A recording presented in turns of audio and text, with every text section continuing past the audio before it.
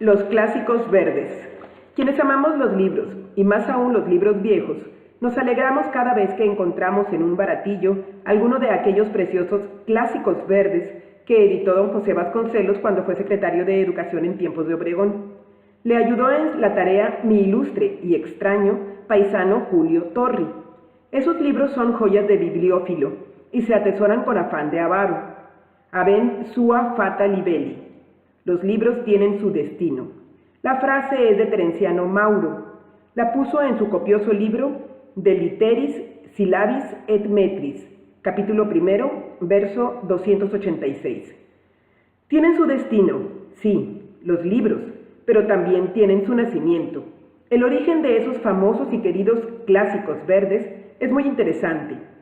Don José Vasconcelos se reía bastante cuando los intelectuales bolcheviques y los políticos comunistoides le decían que eso de editar a los clásicos era tarea de burgués para deleite de burgueses. A fin de mostrarles cuán equivocados estaban, solía contarles de dónde sacó la idea de poner las obras de los grandes autores al alcance del pueblo.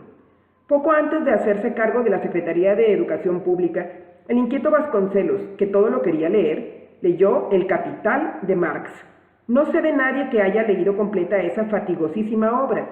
Alguien me dijo que la lectura de ese voluminoso volumen era muy buena para conciliar el sueño, mejor que cualquier hipnótico o papaverácea.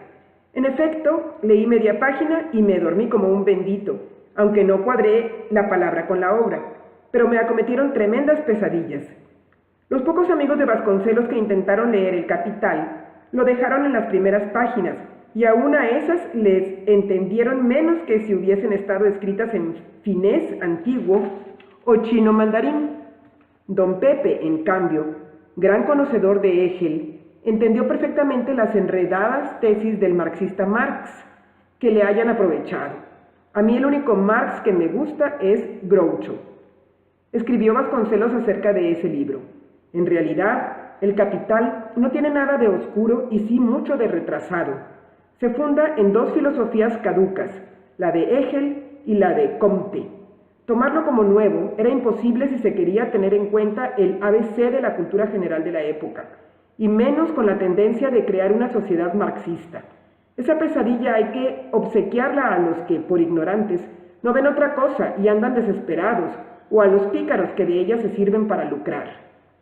Como quiera, la lectura de Marx le sirvió a Vasconcelos para poder conversar de igual a igual con marxistas, tanto de Estados Unidos como de México. Por ello se enteró de las novedades políticas en la Unión Soviética y de lo que se estaba haciendo ahí en materia educativa.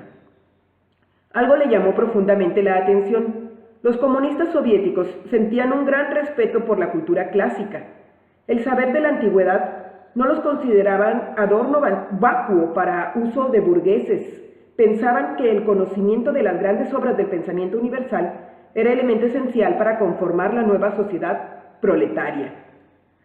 Gorky, decía Vasconcelos, era proletario, pero un proletario genial que se acordó de los suyos y supo que leer a los clásicos no debía ser privilegio de los ricos. Había que abaratar las ediciones de los grandes autores para que el pueblo pudiera conocer su obra.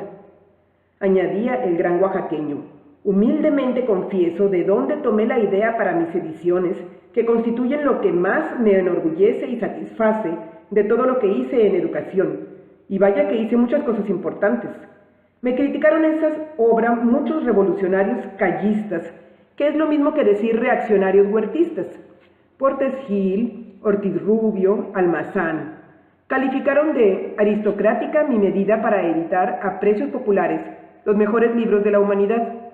Pero mi edición de los clásicos llegó al pueblo, y de paso fue la mejor propaganda en favor de México, pues no se había hecho nada igual en castellano, y no existe persona culta de habla española que no haya admirado la colección o la haya bendecido por el bien que hizo a los humildes y por la honra que dio a la patria.